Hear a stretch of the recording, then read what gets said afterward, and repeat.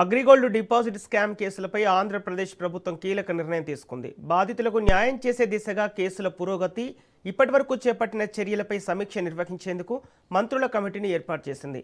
ఈ కమిటీలో హోం, పౌర సరఫరాలు, వైద్య ఆరోగ్య, ఆర్థిక, రెవెన్యూ శాఖలకు చెందిన మంత్రులు సభ్యులుగా ఉండనున్నారు. అగ్రిగోల్డ్ బాధితులకు ఉపశమనం కల్పించేందుకు ఇప్పటివరకు తీసుకున్న చర్యలు, పెండింగ్ అంశాలు, తదుపరి కార్యాచరణపై కమిటీ సమగ్రంగా పరిశీలించనుంది. ప్రత్యేకంగా 8 కీలక అంశాలపై అధ్యయనం చేసి ప్రభుత్వానికి నివేదిక సమర్పించనున్నట్లు సమాచారం. బాధితుల ప్రయోజనాల పరిరక్షణ, ఆస్తుల పరిష్కారం, చట్టపరమైన అంశాలపై కమిటీ దృష్టి సారించనుంది.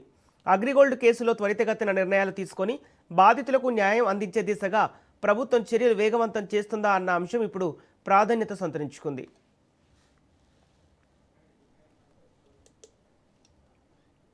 ఇదే అంశానికి సంబంధించి పూర్తి డీటెయిల్స్ మా ప్రతినిధి సంతోష్ అందిస్తారు. సంతోష్, అగ్రిగోల్డ్ డిపాజిట్ స్కామ్ కేసులపై ఆంధ్రప్రదేశ్ ప్రభుత్వం కీలక నిర్ణయం తీసుకున్నట్టు తెలుస్తోంది. అప్డేట్స్ ఏంటి? Good morning Sampath. ఇక అగ్రిగోల్డ్ సమస్య ఏదైతే ఉందో అది రాష్ట్ర వ్యాప్తంగా కూడా పెద్ద ఎత్తున సంచలనాత్మకంగా మారినటువంటి పరిస్థితులు నెలకొన్నాయి. అయితే ఈ నేపథ్యంలోనే కూటమి ప్రభుత్వం అగ్రిగోల్డ్ బాధితులకి న్యాయం చేస్తామంటూ కూడా ముందుకు వచ్చినటువంటి నేపథ్యంలోనే ఇప్పటికే కమిటీలు ఏర్పడడం, అదేవిధంగా కమిటీల్లో భాగంగా డీజీపీ అనిత సైతం కూడా ఉండడం. అయితే ఇప్పటి వరకు కూడా ఒక ఎత్తు అయితే మాత్రం ఇంకా తాజాగా చూస్తున్నట్లయితే కనుక 5 మంత్రులతో కూడినటువంటి ఒక కమిటీ అనేది ఏర్పాటు చేయడం. ఈ కమిటీలో భాగంగా హోమ్ మినిస్టర్ అనిత కావచ్చు, రెవెన్యూ మినిస్టర్ అనగానే, అదేవిధంగా నాదెండ్ల మనోహర్, సత్యకుమార్ యాదవ్, ఆర్థిక శాఖ మంత్రి పయ్యావుల శాఖ, 5 సైతం కూడా ఈ కమిటీలో ఉండి దాదాపు 8 అంశాలతో కూడినటువంటి వాటిపై కూడా చర్చించి బాధితులు, అగ్రిగోల్డ్ బాధితులు దాదాపు 8 స్టేట్లో ఉన్నటువంటి నేపథ్యం ఇప్పటికే దాదాపు 800 కోట్ల రూపాయల వరకు కూడా ఈ అగ్రిగోల్డ్ బాధితుల నుంచి బాధితులకైతే కనుక న్యాయం చూపించేందుకు కూడా ముందుకు వస్తున్నటువంటి నేపథ్యంలోనే దీనిపై కూడా ఒక కీలకమైనటువంటి